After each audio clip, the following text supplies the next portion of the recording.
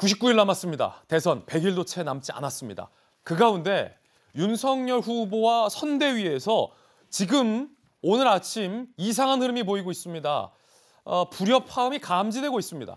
이준석 당대표와 윤석열 후보 간에 이 불화설이 제기됐고 패싱이 논란인데 이 대표가 당대표를 사퇴할 수도 있다는 얘기도 흘러나오고 있습니다. 톱뉴스 주제 공개하겠습니다. 선대위 여진. 자, 이제 여진이 아닐 것 같아요. 큰 파동으로도 이어질 수 있을지 모르겠습니다. 일단 충청행을 선택한 윤석열 후보의 이야기부터 들어보시죠. 역사를 보면 충청은 늘 캐스팅 보트를 쥔 지역이고 대선의 승부처였습니다. 저는 충청의 아들이고 충청은 제 고향이나 다름이 없습니다.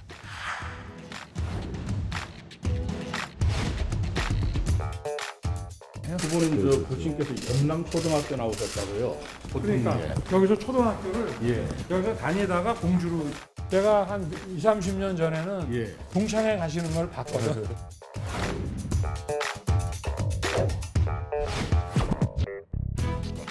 학점이 몇이었는지 궁금합니다. 아니 비제로 B 마이너스 정도 졸업한 것 같습니다. 네. 공부를 잘 못했어요. 손급명이라고 혹시 아시나요?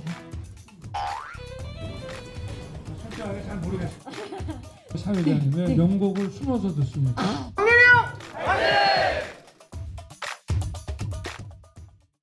나는 충청의 아들이라며 마지막 성렬형 화이팅을 외쳤습니다. 그런가 하면 대전에서는 윤석열 후보가 문재인 정부의 탈원전 정책을 강하게 비판했습니다. 들어보시죠.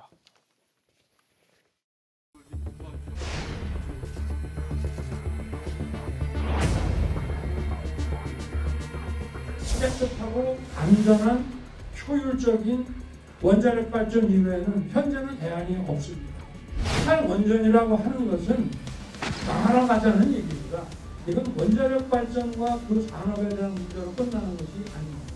대한민국의 그 미래를 알고 싶거든 대덕을 보라.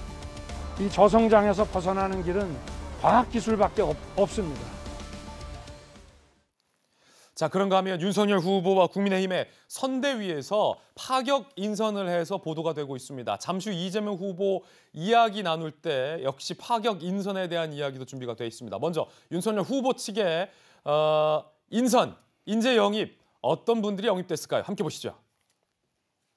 여성, 통합, 파격이 키워드다라고 윤석열 후보 측은 밝히고 있고요. 공동선대위원장에 이수정 경기대 범죄심리학과 교수, 아동과 여성 인권보호 전문가로 알려져 있죠. 그리고 자, 그것이 알고 싶다 프로그램 출연 이후 젊은이들에게 인지도가 매우 높은 인물이기도 합니다. 이수정 여성 인권 전문가 교수와 스튜리우카바 디나 무역회사 라파보 대표인데 91년생이에요. 청년이고 사할린 강제 이주 동포의 손녀다. 우리 민족이군요. 이렇게 여성 2명의 인사를 영입했습니다. 자, 그리고 후보의 비서실장은 장제원 의원, 권성동 의원이 아니었습니다. 서일준 초선 국회의원이고 고졸로서 구급 공무원 출신이에요. 경선 때는 홍준표 의원을 지지한 홍캠 출신입니다. 파격 인선이다라는 평가가 나오고 있습니다. 이 중에서도 이수정 교수가 왜 윤석열 후보, 국민의힘 선대위에 합류했을지에 대해서 이유를 밝혔는데 이재명 후보를 직격했습니다. 이수정 교수, 이재명 후보가 음주가 감경 요인 되면 안 된다고 10수년 동안 주장해온 사람입니다. 교제 살인 변론 사건 보도가 국민의힘의 선대위에 합류하는데 결심하는 데 영향을 줬다. 이재명 후보가 이 조카의 옛 연인 살해 사건을 변호한 것, 그리고 이를 두고 데이트 폭행이다라고 이재명 후보가 발언했다 사과한 것을 두고 이 기사를 보면서 이수정 교수가 국민의힘으로 합류해야겠다라고 결심했다는 겁니다.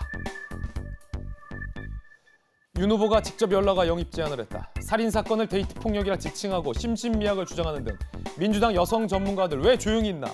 라며 민주당의 여성 전문가들을 비판했습니다. 잘 모르는 건 가르치며 나아가면 되지만 잘 알면서 왜곡하는 건 못 보겠더라 라며 이재명 후보와 민주당의 여성 전문가들을 맹비판을 했습니다. 이재명 기자, 이수정 교수 하면 뭐 명실공히 대한민국의 범죄 프로파일러이자 또 여성 인권 전문가 아니겠습니까? 결심하는 데 있어서, 합류 결심하는 데 있어서 이재명 후보 영향이 컸다라는 거네요?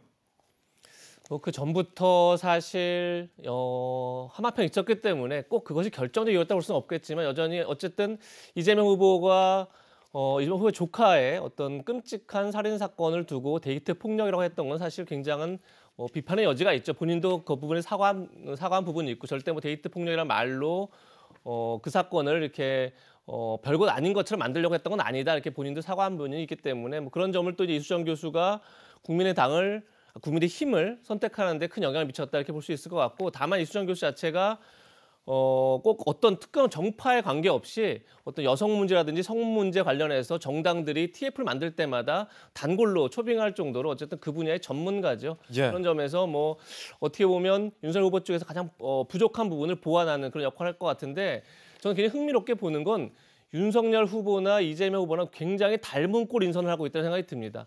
특히 이제 여성 그 선대위원장으로 초빙한 1호 인사들이 이수정 이제 국민의힘 윤석열 후보 쪽에서는 이수정 교수죠. 그런데 또 이재명 후보 쪽에서도 30대 워킹맘 우주안보 전문가를 또 영입합니다.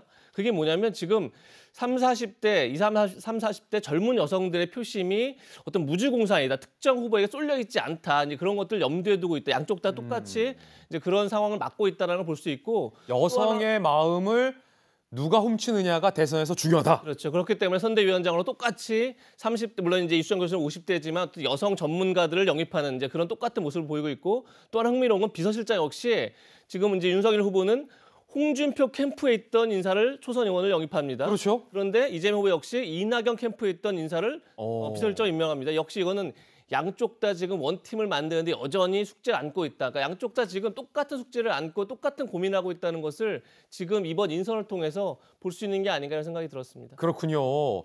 특히나 이재명 후보에게 있어서의 이 조카 살인 변호 논란 여기에 더해져서 또 다른 연인을 살해한 살인 사건을 이재명 당시 변호사가 변호하면서 똑같은 심신미약 주장을 했었다라는 의혹을 지금 국민의힘에서 제기한 상황 아니겠습니까, 이재명 기자? 그렇죠. 그런 점에서 뭐 그 부분 뭐 이따 또 다룰지 모르겠으나 어쨌든 약간 쟁점이 이거죠. 지금 뭐 꼭 살인자를 변호하는 것이 잘못이냐 그렇게 말할 수 없죠. 뭐 살인자가 아니라 연쇄 살인범이라도 변론을 받아야 할 권리가 있죠. 그런 점에서 뭐 조카였다. 조카가 살인을 해서 조카를 변호한 것 자체를 문제 삼는 게 아니라 문제는 그 해명에 있는 게 아닌가 싶습니다. 그러니까 조카 살인 사건을 두고 데이트 폭력이다 이렇게 어떻게 보면 굉장히 가볍게 발언하고 사과한 것도 문제지만 사과의 내용이 이거였던 거죠. 내가 조카를 변호할 수밖에 없었던 이유는 자기는 맞고 싶지 않았지만 가족 중에 유일한 변호사였기 때문에 어쩔 수 없었다 이렇게 얘기를 했는데 보니까 그 다음에 또 동거녀를 살해한 사건을 또 변론을 합니다. 예. 그리고 또 그때 비슷한 시점에서 또 조직폭력배를 또 변론을 합니다.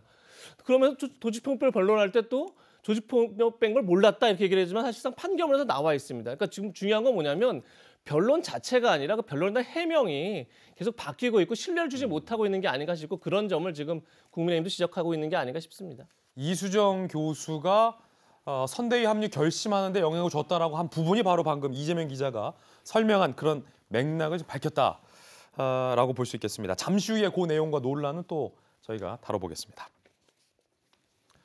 김종인 전 비대위원장 영입과 관련해서 이 후보 측과 김종인 전 비대위원장 측의 불화설이 아직까지도 논란인 가운데 이 선대위가 완벽하게 구성되지 못하고 잡음을 벌이고 있다. 윤석열 후보 측에게 있어서는 큰 리스크입니다.